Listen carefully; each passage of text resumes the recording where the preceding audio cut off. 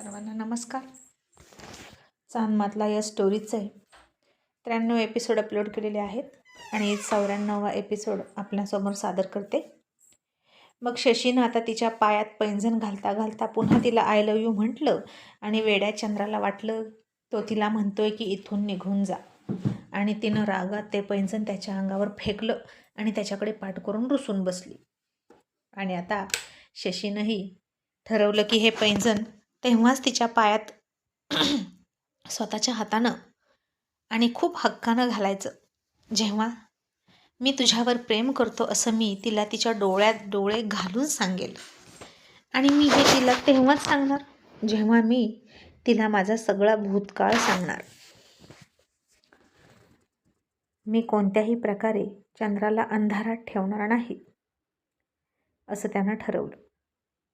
आणि आता उद्या शिक्रापूरला निघायचं. पावसानं उघडीप दिली होती आणि म्हणून शशी चंद्राला म्हणाला, लवकर झोप, आपल्याला लवकर उठायचं आहे. आणि शशी झोपला. आणि इतक्यात बाहेर गोंधळ ऐकू आला आणि शशी वैतागून म्हणाला, हे चाळीतले लोक कधी झोपत नाहीत का? सतत कटकट सुरू असते. चंद्रा म्हणाली, अरे असंच असतं, चाळीत राहणाऱ्याला माहीत आहे सगळं. पण तुले तालेवार असल्यासारखा, मोठ्या राजवाड्याचा मालक असल्यासारखा करू नको. चल की बघ काय झालं. आणि शशी अनिच्छेने म्हणाला, मी नाही येणार. ती म्हणाली, मग बस तसाच उलट्या काळजाचा, मी जाती. असं म्हणून ती बाहेर गेली. आणि शशी मनात म्हणाला, गेली.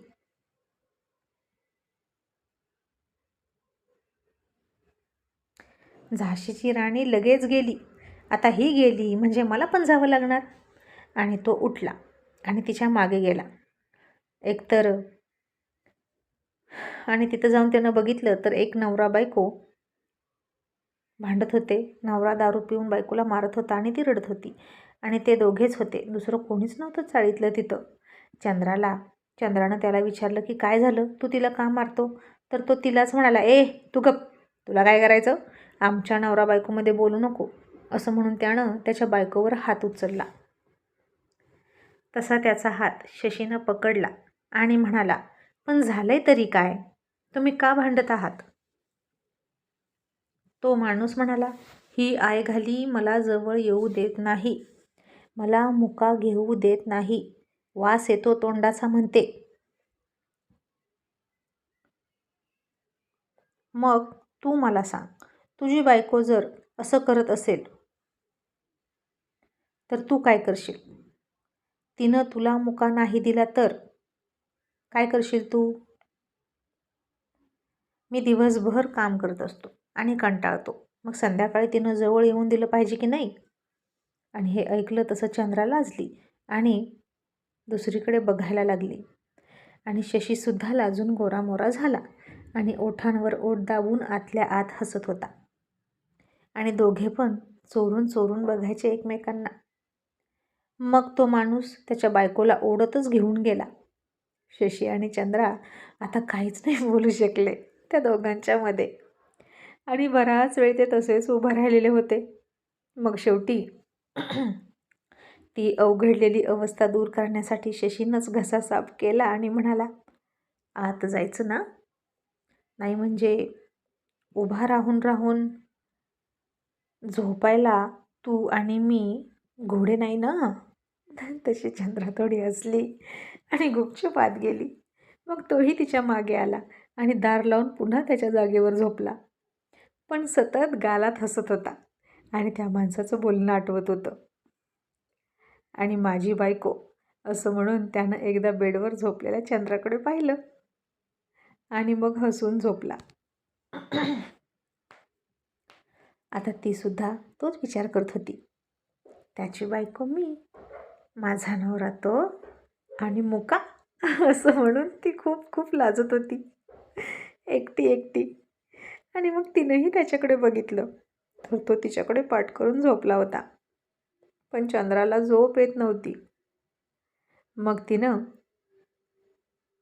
आता पेपरमध्ये एका हिरोचं चित्र पाहिलं किती सुंदर होता तो हिरो. आणि तिनं शशीकडं पाहिलं आणि म्हणाली, पण याला किती दाढी आहे, नुसता जांबुवंत माकडासारखा दिसतो. या दाढीच्या पाठीमागे किती भारी दिसत असेल ना तो. अशी चंद्रा कल्पना करत होती शशी बाबतीत. आणि सारखा मला आय लव्ह यू म्हणतो ना, मग काय करू, जाऊ का त्याला सोडून, असा ती विचार करत होती. पण तिला तिथून जाऊ वाटत नव्हतं. तो तोंडानं जा म्हणतो, पण त्याचा स्पर्श, त्याचे डोळे, त्याचं वागणं बघून असं वाटतं की मी इथेच थांबावं असं त्याला वाटत असेल. तरी पण मग सारखा आय लव्ह यू म्हणून जा का म्हणतो. आणि आता ना फक्त आणखीन 3च वेळा, आणखीन फक्त 3 वेळा मी बघणार. आणि जर तो म्हणाला ना आय लव्ह यू पुन्हा, तर जाणार म्हणजे जाणार, असं चंद्रानं ठरवलं. आणि ती पुन्हा विचार करतच म्हणाली, पण मला वाटतं आता पांडू म्हणाला ना ती जादू केलीच पाहिजे, मग तो मला इथून जा म्हणणारच नाही. आणि मला गावी घेऊन चालला म्हणजे गोड बोलून तिकडं सोडणार नाही ना तो मला. मला त्याआधीच जादू केली पाहिजे काहीतरी. असं म्हणून चंद्रा आता उठली आणि हळूच शशीजवळ आली. आणि तिने आधी तो गाढ झोपला आहे की नाही हे बघण्यासाठी तिच्या पदराचं टोक घेतलं आणि त्याच्या कानामध्ये ते टोक घालून हलवलं. पण शशी गाढ झोपला होता आणि तो उठलाच नाही. मग आता जादू करायला काही हरकत नाही असं तिला वाटलं. आणि चंद्राने ओठांचा चंबू केला. आणि कुठे टेकवायचा हा ओठांचा चंबू, असं मनात म्हणाली. आणि तो दाढीवाला काय म्हणतो, याला सरप्राईज, मग आता मी त्याला सरप्राईज देते, असं म्हणून ती त्याला किस करणार. इतक्यात शशीनं कुस बदलली आणि पालथात झोपला. आणि आता बोंबला, आता कसं करायचं.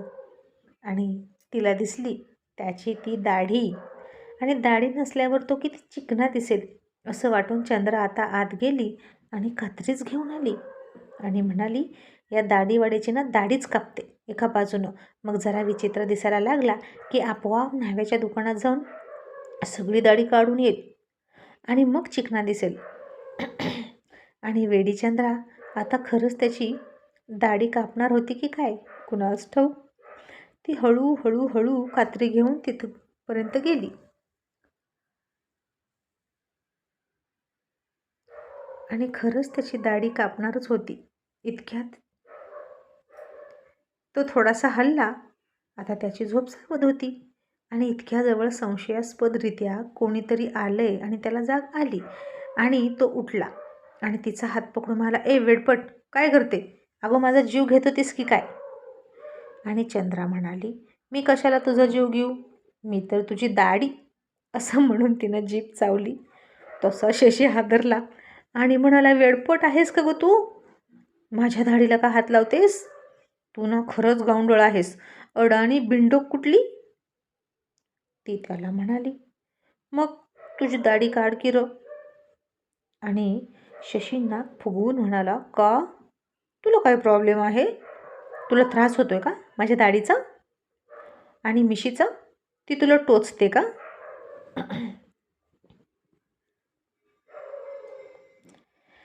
तशी चंद्रा थोडीशी लाजली आणि म्हणाली, गप्प बस. शशी म्हणाला, दात काढून हसतेस काय, मला उत्तर दे. आणि चंद्रा म्हणाली, मला का त्रास होईल, पण असं वाटतं की तू दाढी काढल्यावर आणखीन झाक दिसशील म्हणून कापत होती.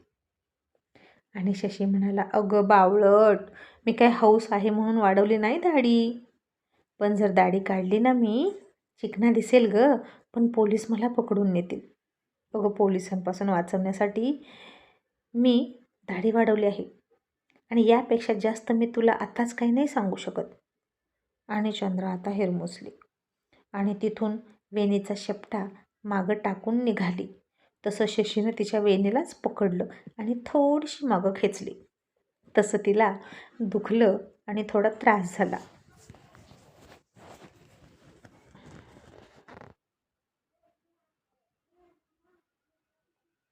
आणि तिनं वेणीला हात लावला.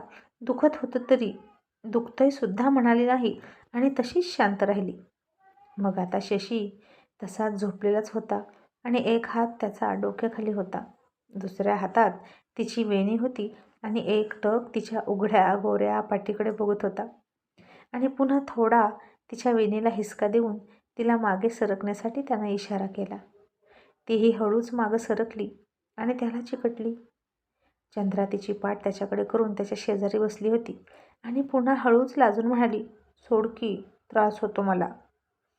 शशीसुद्धा तितक्याच हळू आवाजात म्हणाला, चंद्रा, मलाही त्रास होतोय, सांगू का? चंद्रा म्हणाली, कसला? शशी म्हणाला, तुझी ऐकायची तयारी असेल तर मग मला तुझ्याशी खूप काही बोलायचं आहे, पण मला वेळच मिळत नाही. सारखं कोणी ना कोणी टपकतं, मी काय करू? आणि चंद्रा आता गुडघे पोटात घेऊन तिच्या हातांनी त्या गुडघ्यांभोवती विळखा टाकला आणि म्हणाली, आता कोणीच नाही इथं, मग बोल की. आणि शशी आता उठून बसला. पाठमोऱ्या चंद्राकडे फार माधक नजरेनं आणि प्रेमळ नजरेनं बघत होता. मग त्यानं तिची पाठ बघितली आणि तिची गोरी गोरी मांसल पाठ बघून शशीला त्यावर त्याचे ओठ टेकवावेसे वाटले. इतक्या जवळ होती ती, अगदी समोर, अगदी पुढ्यात बसली होती, नव्या नवरीसारखी पाय पोटात घेऊन, नजर झुकवून.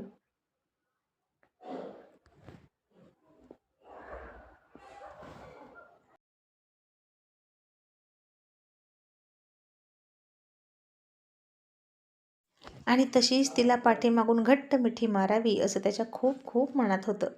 आणि आता त्याच्यासुद्धा पूर्ण शरीरभर आग लागली आणि तिला कळलं की तो तिच्या पाठीकडे निरखून बघतोय. आता ती त्याला चांगलंच ओळखायला लागली होती आणि तिनं हळूच पाठीवरून पदर घेतला आणि पाठ झाकून टाकली.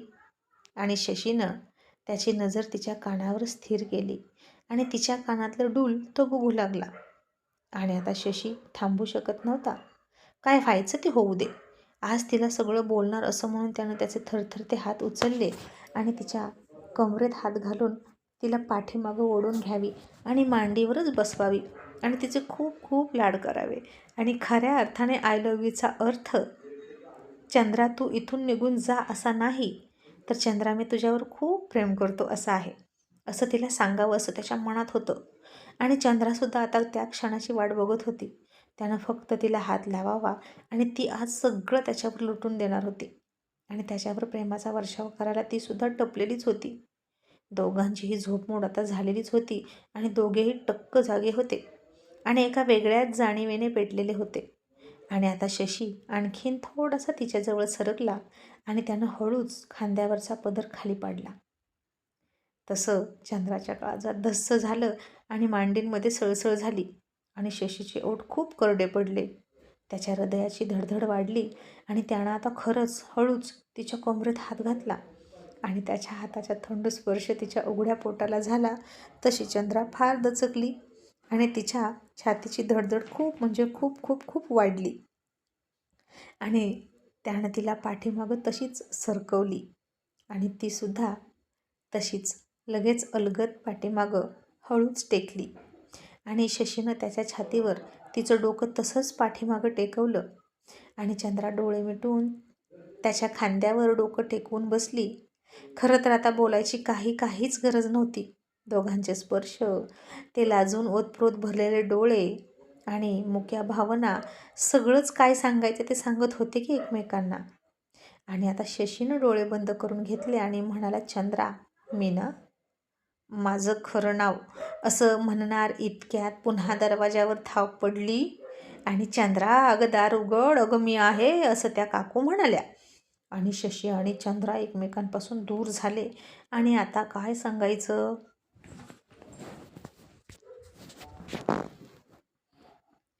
शशीला आता खूप खूप राग आला होता आणि शशीपेक्षा जास्त राग तर आता चंद्राला आला होता.